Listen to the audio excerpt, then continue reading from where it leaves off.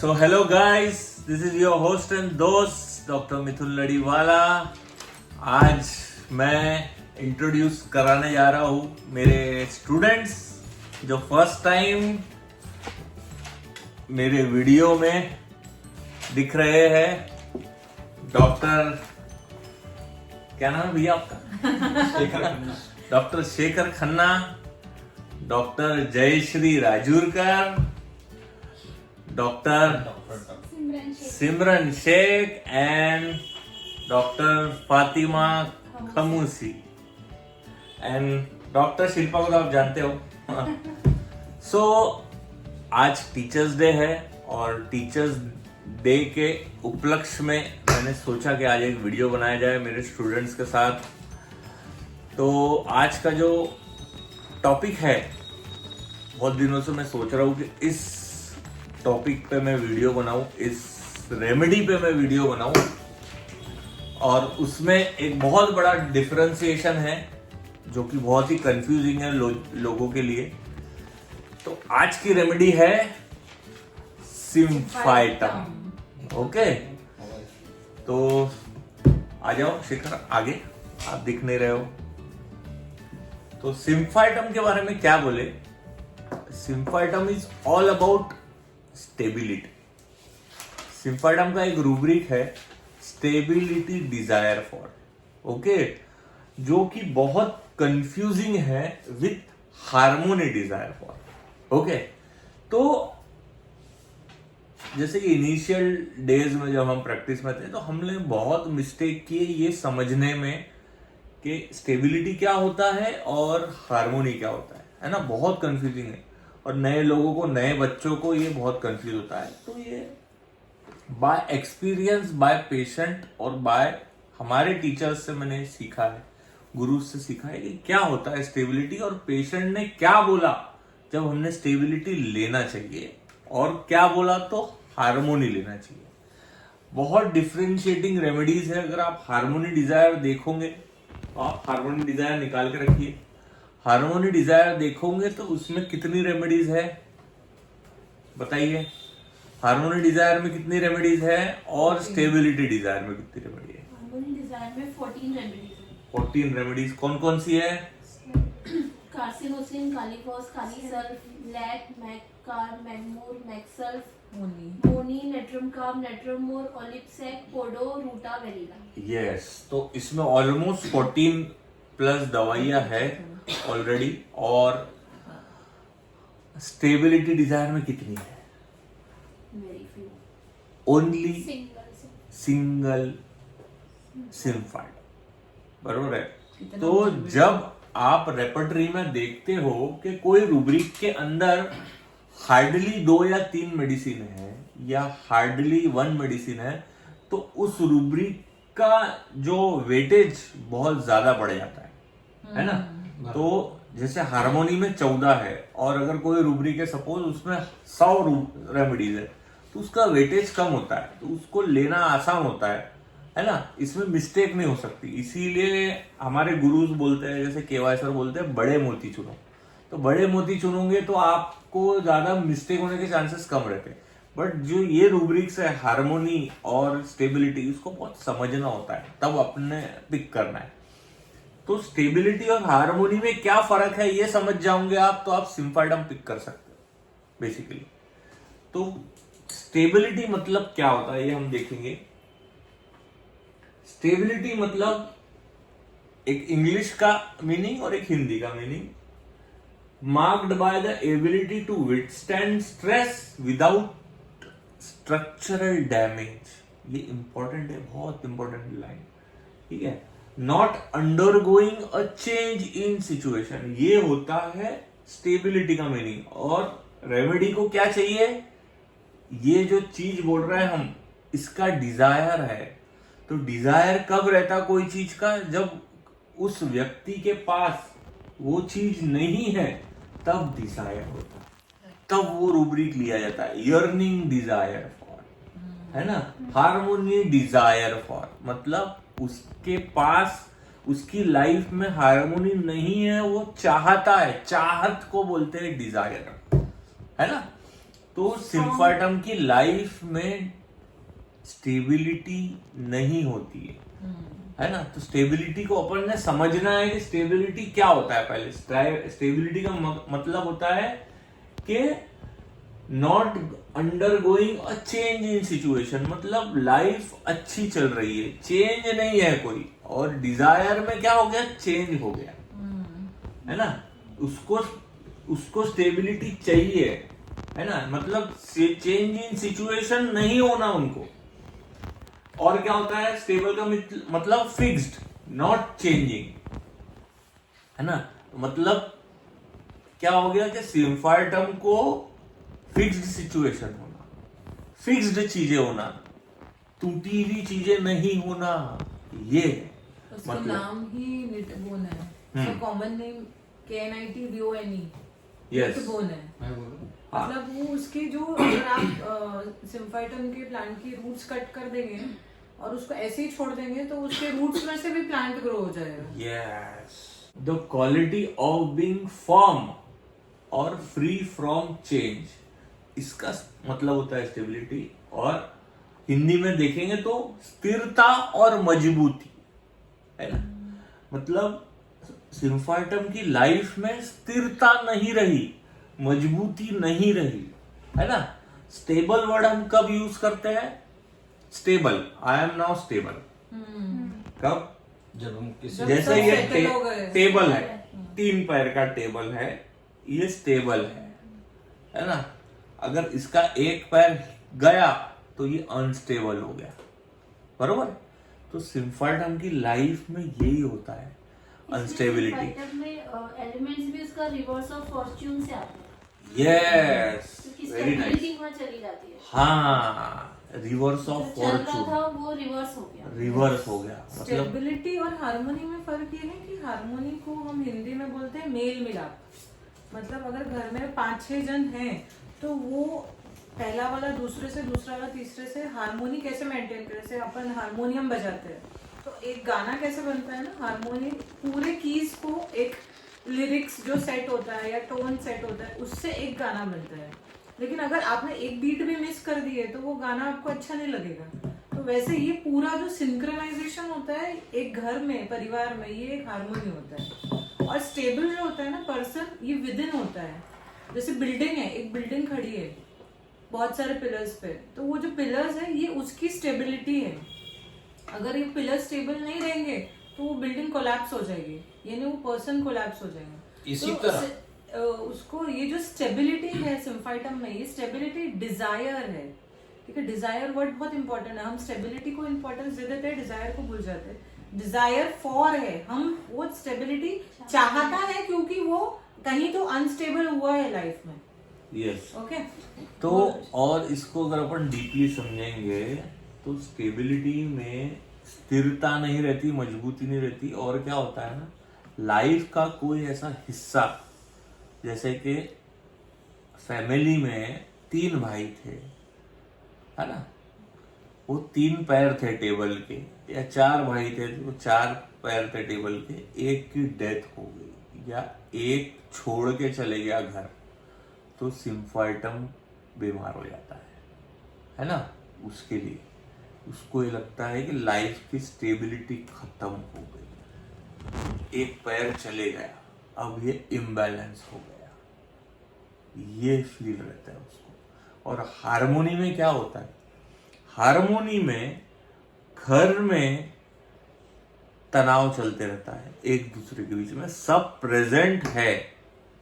Stability में एक absent हो सकता है, हार्मोनी में सब लोग प्रेजेंट है, पर फिर भी एक साथ उनके ओपिनियन मैच नहीं हो रहे, इस कारण से झगड़ा हो रहा है ना, विवाद हो रहे हैं घर में शांति नहीं है, डिफरेंस ऑफ ओपिनियन है। तब जाके वो पेशेंट हमें बोलता है कि यार मुझे हार्मोनी चाहिए। सब रेमेडीज का अलग अलग हार्मोनी डिजायर। जैसे नेट्रमूर बोलता है झगड़े नहीं चाहिए, शांत रहो, मैं नहीं मांगूंगा, कुछ नहीं चाहिए, शांत रहो। मैग्नीशियम भी यही बोलता है, झगड़े मत करो, तुम जैसा बोलोगे वैसा मैं कर लूंगा। मैगमूर पीस मेकर्स रहते हैं ना, Peace makers मैग्नीशियम होता है। 3 मैग्नीशियम है उसमें, मैगकार, मैग्नूर, मैगसेल्फ, हार्मोनी हाँ। में, तो वो पीस मेकर्स रहते हैं मैग्नीशियम्स।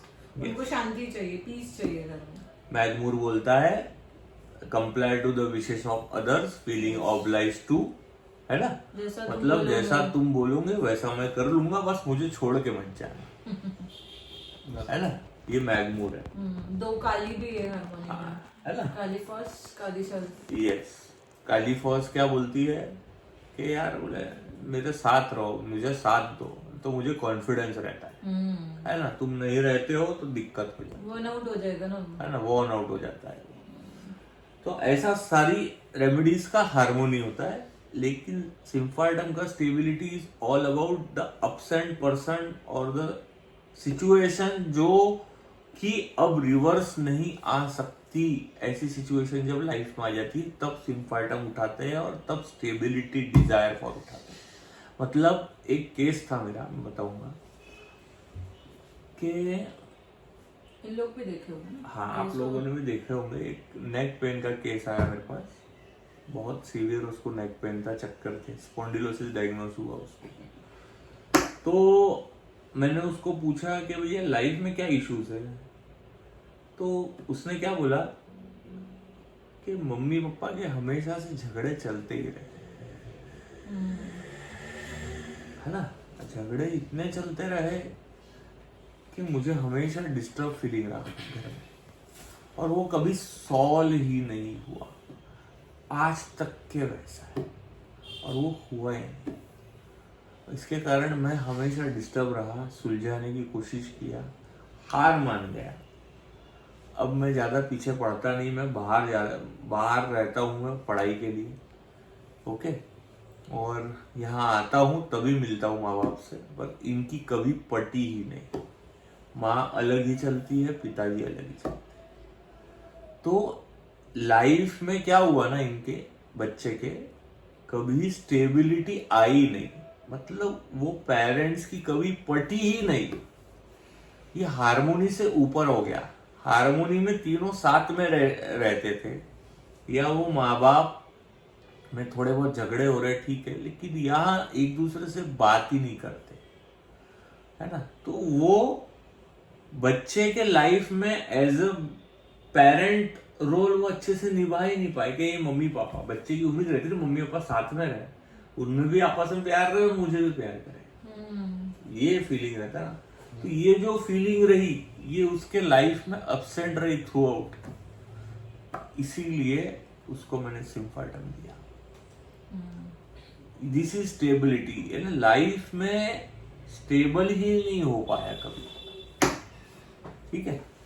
आपको एक केस बोलना है, बोलिए। एक लेडी पेशेंट थी, उसने मुझे मैसेज किया था पहले व्हाट्सएप, तो मैं समझ गई थी कुछ हिचकिचाहट हो रही है उसको बोलने में, तो मैंने फिर उसको कॉल किया।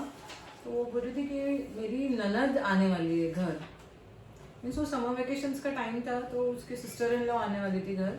बोले मुझे बहुत घबराहट हो रही है, उसका नाम सुन के ही घबराहट हो रही है। मैंने कहा क्यों, ऐसा कुछ इंसिडेंस हुआ था क्या? तो बोले लास्ट टाइम हम लोग का बहुत बड़ा फाइट हो गया था कोई चीज पे।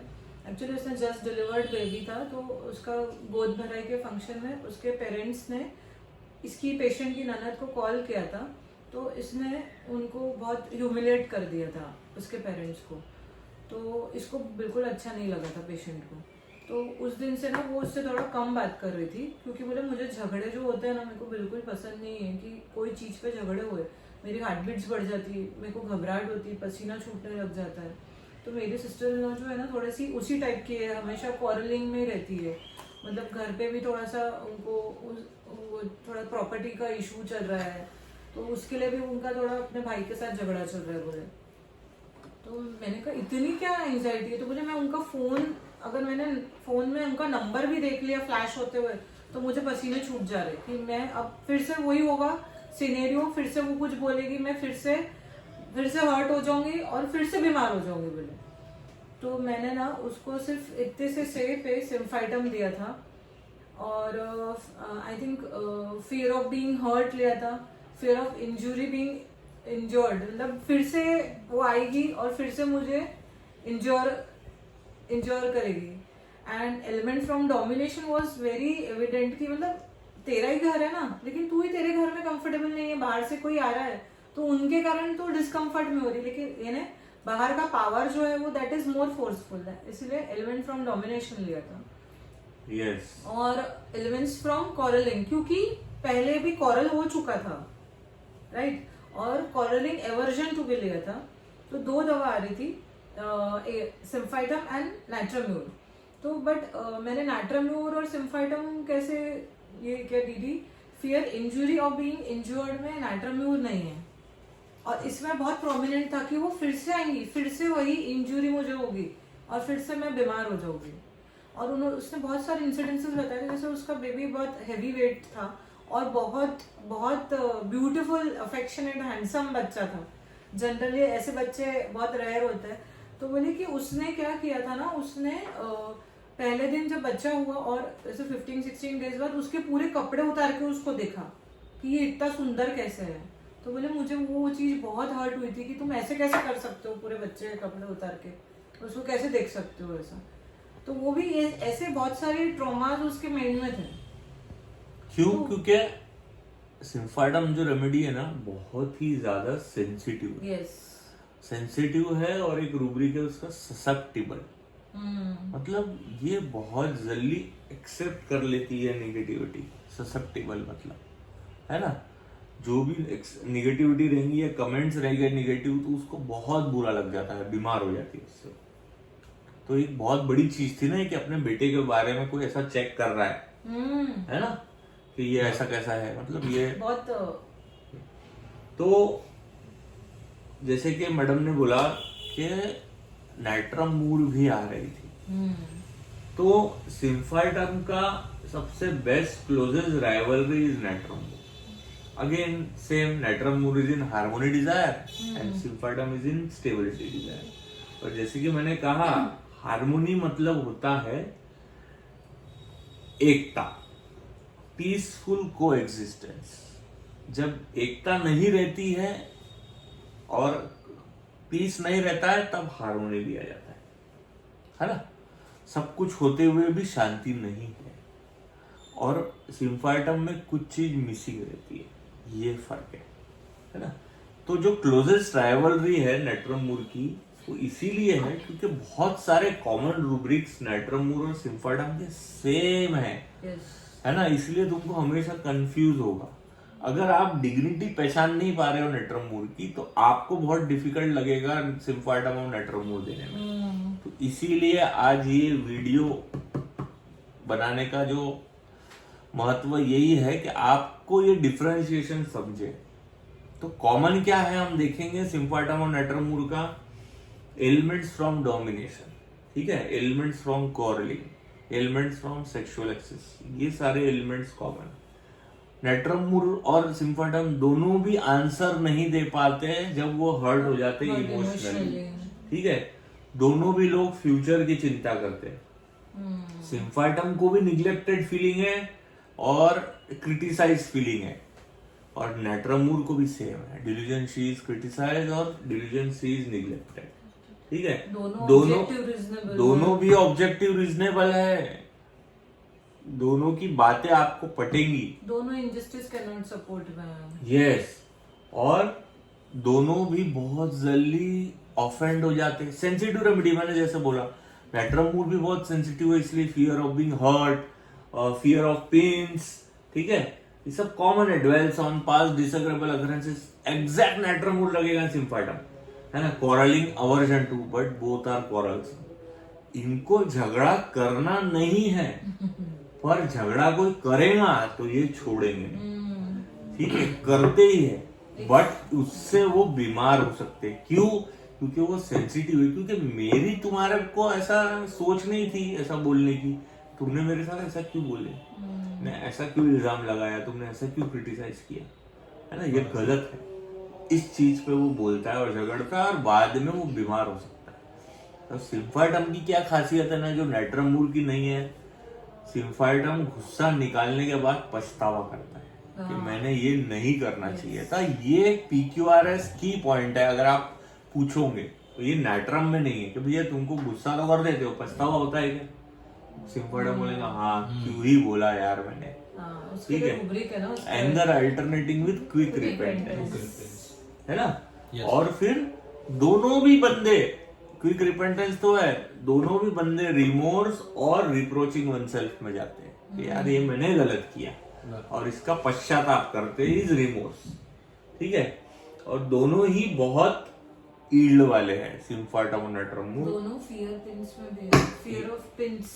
फियर पिंस में है, इसीलिए पिंस मतलब क्या, जो ऐसी बातें जो हमें चुप सकती है, तो वो सिचुएशन में जाना ही नहीं चाहते ये दोनों। पिंस या कहाँ यूज करते हैं अपन? पिंस कहाँ यूज करते हैं? सेफ्टी पिन हो गई, कॉमन पिन हो गई, टाचनी हो गई, है ना, ये सब टाई करने में नीडल किसी हो को। गई, है ना, दो चीज को जोड़ते हैं। हाँ, नीडल हो गई। नहीं, है ना? पिंस जो होता है ना वो चुभता है, अगर चुभा तो इट इज, हम थोड़ा सा कैसे हो जाता है ना, तो एक 4-5 सेकंड्स के लिए हम थोड़े तो से छोटी सी बातें जो इतना सा तो टिचकनी जो मार के जाता कोई, है ना, पिन जैसी कोई अपने को पॉइंट मार के जाता है बातें, सार्काज्म, तो इन लोगों को बुरा लग जाता तो नैट्रम यूज तो अपने डिग्निटी पे ही ले लेते ना पूरा। है। इसीलिए सेंसिटिव ओपिनियंस ऑफ अदर्स में क्या? सिम्फर्टम हाँ। Symphytum sensitive to opinion of other में होनी चाहिए। देखिए, देखो देखो, क्योंकि नेट्रमूर तो है, सिम्फर्टम नहीं है। सिम्फर्टम नहीं है ना, तो मतलब क्या कहेंगे, 4 लोग से फर्क नहीं है। क्योंकि इसको खुद की स्टेबिलिटी चाहिए ना, हाँ, उसको लोगों की हार्मोनी से हाँ, स्टेबिलिटी है यार, अपने अंदर की स्टेबिलिटी चाहिए, ठीक है। क्या कहेंगे 4 लोग, नेट्रमूर है, बराबर। हो सकता है, ठीक है। सिम्फर्टम को पर्सनल पॉइंट पे नहीं है कोई चीज, है ना, इसीलिए नेट्रमूर में वेचेड फीलिंग है ना, हाँ। कि भाई मैं कैसा दिख रहा हूँ, गंदा तो नहीं, it is all related to dignity, yes. Okay. पर सिम्फर्टम में ये चीज नहीं है। पर सिम्फर्टम में क्या है, फियर पिंस है, उसको लोगों की बातें चुभेंगी जरूर, डर जाता है वो, ऑफेंड हो जाता है जल्दी, इसलिए टच्ड अवर्जन टू बी में दोनों भी है नेट्रमूर। लेकिन डिफरेंशिएट कैसे करेंगे, सिम्फर्टम अलग कैसे है, रूल आउट कैसे करेंगे। एक आपको मैंने बताया anger alternating with quick repentance, दूसरा हो गया sensitive to opinion of others, उसमें नेट्रमूर है, ये नहीं है ना। बट सिम्फर्टम और नेट्रमूर में एक बहुत बड़ी बात है कि सिम्फर्टम जो होता है वो हम्बल होता है बात करने में, ह्यूमिलिटी में है, और नेट्रमूर थोड़ा सा एब्रप्ट हो सकता है, स्पीच एब्रप्ट और एब्रप्ट हार्श में, उसकी बातें वो चुप जाएगी, वो दूसरों को दुख दे सकता है, पर ये नहीं देता। इसीलिए भी अगर इसने अगर कुछ बोल दिया गुस्सा, तो इसको पछतावा होता है ना। और रूब्रिक के पछतावे वाला, हाँ, रिमोर्स क्विकली रिपेंट्स। हाँ, और रिमोर्स अबाउट ट्रिफल्स, छोटी छोटी बातों में भी उसको गलती महसूस होती है ना। नेट्रमूर हॉटी में है, हॉटी में सिम्फर्टम नहीं। Yes, very good. Natrum mur is haughty. हाँ, तो हॉटी भी हो गया और स्पीच एब्रप्ट भी हो गया, एब्रप्ट हार्श भी हो गया, लेकिन सिम्फर्टम वैसे बात नहीं करता, ये बहुत बड़ा फर्क है ना। और सिम्फर्टम को क्या फीलिंग है, मेरे पे लोग हंसते हैं, ये अलग फीलिंग है कि लोग मेरे पे हंसेंगे, delusion laughed and mocked at me, जिसमें नेट्रमूर नहीं है, समझ गए। और इसीलिए जो स्टेबिलिटी वाली जो फीलिंग है सिम्फर्टम की, अगर वो नहीं मिली, ठीक है, जैसे कि फॉर एग्जाम्पल जो लोग उसके लिए करते थे आज वो उसके साथ नहीं है ना, तब जाके उसको स्टेबिलिटी डिजायर लगता है ना। इसीलिए वो elements from reversal of Fortune में, कि फॉर्चून मतलब इतना अच्छा समय था, पूरा पलट गया, ठीक है, लोग टूट गए, बॉन्ड टूट गया, फ्रैक्चर आ गया, fracture of relationship, elements from separation, ऐसा रूब्रिक डालना चाहिए, ठीक है। तो सेपरेशन के वजह से इन लोगों को इशू होता है, ठीक है। तो तब जाके इनको फीलिंग होती है कि delusion arm does not belong to her. मतलब आर्म मतलब क्या होता है, मेरे 2 हाथ थे, 2 भाई थे, ठीक है, अब एक भी नहीं रहा। आर्म से जो मेरे लिए करते थे, पावर था, जिनके ऊपर मुझे गर्व था, ठीक है, वो नहीं रहे, और ठीक है। delusion या like- मेरे पेरेंट्स थे, जिनके भरोसे में था, वो नहीं रहे, दूर हो गए, सेपरेट हो गए, पेरेंट्स में झगड़ा होगा, डिवोर्स हो गया, है ना। तब बोलेंगे। या arms does not belong to her मतलब जब उसको कुछ करना है तब उसको करना नहीं दिया जा रहा, है ना, तब भी बोलेंगे। वो चाहता है कि जोड़ू लोगों को, ठीक है। 2 भाई के बीच में झगड़ा हो गया, ये तीसरा भाई है, ये चाहता है कि वो दोनों साथ में रहे, ठीक है, पर इसकी कोई सुन ही नहीं रहा, ये कुछ नहीं कर पा रहा। ये सिचुएशन आती है सिम्फाटम की लाइफ में। एक और रूब्रिक है same delusion, her legs don't belong to her. Same, उसको कुछ करने नहीं दिया जा रहा, उसको आगे नहीं बढ़ने दिया जा रहा, वो चीज करने के लिए, स्टेबिलिटी लाने के लिए, तब वो फीलिंग आता है उसको। फिर उसको क्या लगेगा, सब चीज अब चेंज हो गया ना, जैसे एक भाई चला गया या एक आर्म चला गया या एक लेग मुझे करने नहीं दिया जा रहा, तो अब सब चीज मेरे लिए न्यू है, तो उसको फिर लगेगा कि delusion he is in everything is new in the world. Delusion, he was newly born into the world, मतलब अब सब न्यू है, पूरी दुनिया नई लगेगी उसको, क्योंकि जिस दिन भाई गया उसके अगले दिन से तो सब घर में एनवायरनमेंट चेंज हो जाएगा, उसका रूटीन चेंज हो जाएगा, उससे जो अटैच था, तो वो वर्ल्ड न्यू लगेगा अब उसको, है ना। And it is so interconnected कि मतलब वो उसी इतना सेंसिटिव है कि उसी की कंडीशन पे वो इतना ज़्यादा ब्रूडिंग करता है, सोचना कि वो, क्योंकि इसमें सिर्फ हार्डली 5 रेमेडीज है, natrum silicata, phosphoric acid, spongia, symphytum, vanilla. कौन से रूब्रिक में? Brooding over one's condition, because of that sensitivity जल्दी ऑफेंड हो जाता है उस वजह से। राइट। और स्टैफ से भी क्लोज है। यस, स्टैफ से भी क्लोज है, पर स्टैफ का वाई अलग है। Staph is all about egotism and ambition increase competitive. यहाँ एम्बिशन वगैरह नहीं होता है, ठीक है। स्टैफ की सेंसिटिविटी भी बहुत सेम लगेगी आपको सिम्फाटम जैसी, क्योंकि उसमें भी कॉरलिंग एवर्जन है, fear of being fear of injury being injured है, yes, answering unable to answer when hurt emotional, yes, इसमें भी स्टैफ आती है, injustice cannot support। अगर ये 4 रूब्रिक आपके पेशेंट में आ रहा है तो स्टैफ आएगी बाजू में सिम्पटम के, नेट्रम मूड के साथ साथ। तो आपको मटेरिया मेडिका पता रहना बहुत जरूरी है उसके लिए, नहीं तो आप विल गिव रॉन्ग मेडिसिन। इसलिए सिर्फ रूब्रिक स्टडी से नहीं होगा, you need to study materia medica also. Yes. तो हाँ, एक और रूब्रिक है सिम्फाटम का, जो कि